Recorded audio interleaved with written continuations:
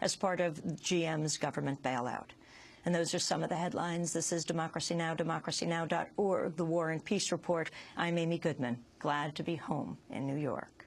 President Obama announced Tuesday night he would send an additional 30,000 U.S. troops to Afghanistan in the coming months, bringing the total number of American troops occupying Afghanistan to nearly 100,000.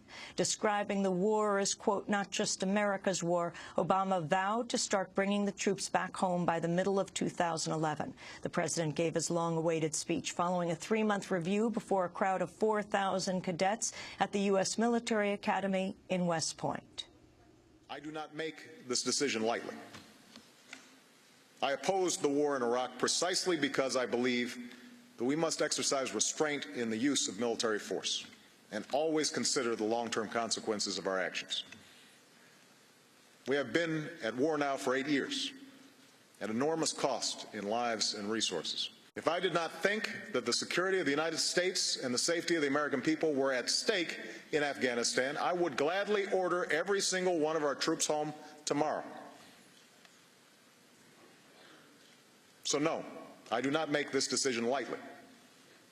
I make this decision because I am convinced that our security is at stake in Afghanistan and Pakistan. This is the epicenter of violent extremism practiced by al-Qaeda. It is from here that we were attacked on 9/11, and it is from here that new attacks are being plotted as I speak. Of course, this burden is not ours alone to bear. This is not just America's war. Since 9/11, al-Qaeda's safe havens have been the source of attacks against London and Amman and Bali. The people and governments of both Afghanistan and Pakistan are in danger. The 30,000 additional troops that I'm announcing tonight will deploy in the first part of 2010, the fastest possible pace, so that they can target the insurgency and secure key population centers. They'll increase our ability to train competent Afghan security forces and to partner with them so that more Afghans can get into the fight. And they will help create the conditions for the United States to transfer responsibility to the Afghans. Because this is an international effort, I've asked that our commitment be joined by contributions from our allies.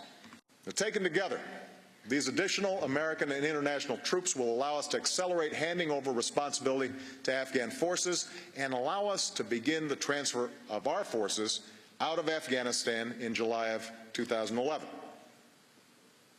Just as we have done in Iraq, we will execute this transition responsibly, taking into account conditions on the ground. We'll continue to advise and assist Afghanistan's security forces to ensure that they can succeed over the long haul.